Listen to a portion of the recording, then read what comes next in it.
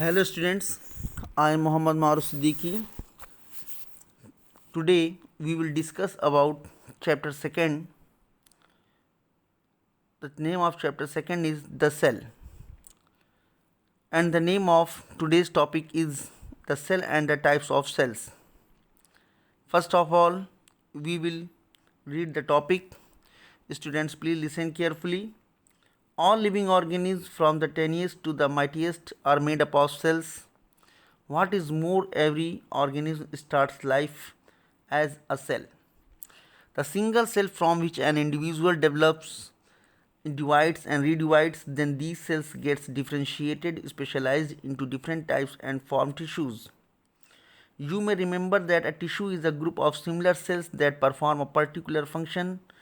The tissues form organs and slowly the individual takes shape.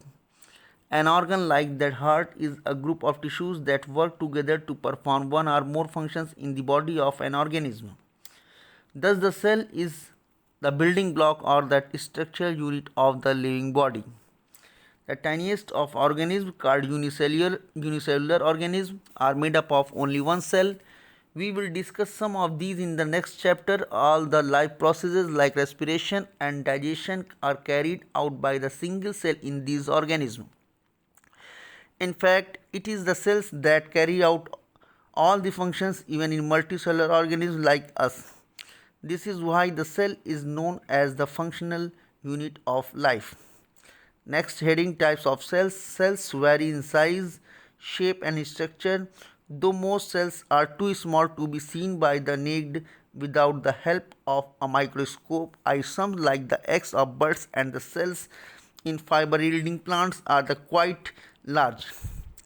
Some cells are rectangular, some disc shaped, some are polygonal, while others are spindle shaped. Some cells are smooth, while others have hair like growth coming out of them. Even the internal structure of all cells is not the same. You will be able to appreciate all this chapter if you see some cells under a microscope. Students, cell means कोशिका. जितने भी सारे living organism होते हैं, ये सभी के सभी लिविंग ऑर्गेनिज्म जो होते हैं सेल्स कोशिकाओं के बने होते हैं.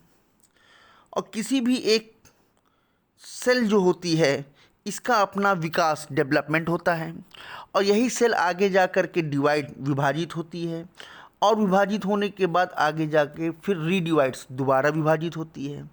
और जितनी भी सारी सेल्स जो ये हैं ये डिफरेंट टाइप्स यानी अलग अलग प्रकार की होती हैं, और इन्हीं अलग अलग प्रकार की सेल्स से मिल कर के टिश्यूज़ यानी ऊतक का निर्माण होता है. तो स्टूडेंट्स देखिए, यहाँ पे टिश्यू की डिफिनीशन दी गई है कि a tissue is a group of similar sales. कि टिश्यू ऊतक जो होता है एक समान कोशिकाओं का एक समूह होता है जो आपस में मिल करके एक जैसा कार्य करते हैं. और जब यही टिश्यूज़ यानी कि यही ऊतक जो होते हैं ये जब एक जैसे आपस में मिल जाते हैं तो ऑर्गन्स किसी एक अंग का निर्माण करते हैं. जैसे कि मान लीजिए आपका हार्ट, हृदय. यहाँ पर देखिए डिफिनीशन ऑर्गन की दी गई है कि an organ is a group of tissues. कि एक अंग जो होता है वो ऊतकों का एक समूह होता है जो आपस में मिल करके किसी भी एक जीव के शरीर के कार्य को करते हैं. इस तरीके से हम कह सकते हैं कि the cell is the structural and functional unit of a living body. कि किसी भी एक जीवित शरीर की जो संरचनात्मक और क्रियात्मक और जो सबसे छोटी इकाई होती है वो होती है सेल. ऑर्गेनिज्म दो तरीके के होते हैं, एक यूनिसेलुलर ऑर्गेनिज्म होते हैं और एक मल्टीसेलुलर ऑर्गेनिज्म होते हैं. यूनिसेलुलर ऑर्गेनिज्म जो होते हैं उनके शरीर का निर्माण एक ही प्रकार की कोशिकाओं से होता है, और मल्टीसेलुलर ऑर्गेनिज्म जो होते हैं उनके बॉडी का निर्माण अलग अलग प्रकार की कोशिकाओं से होता है. यूनिसेलुलर ऑर्गेनिज्म में सारा फंक्शन एक ही कोशिका से होता है, जबकि मल्टीसेलुलर ऑर्गेनिज्म में अलग अलग फंक्शन के लिए अलग अलग कोशिकाएं होती हैं. और ये आपका नेक्स्ट टाइप्स ऑफ सेल्स के कई प्रकार होते हैं. जैसे ये स्पिंडल शेप के भी आपके सेल होते हैं, डिस्क शेप के भी होते हैं, रेक्टेंगुलर शेप के भी होते हैं, पॉलीगोनल शेप के भी होते हैं. तो इस तरीके से अलग अलग टाइप के आपके सेल होते हैं. कुछ सेल्स बहुत ज़्यादा छोटी होती हैं, कुछ बड़ी होती हैं.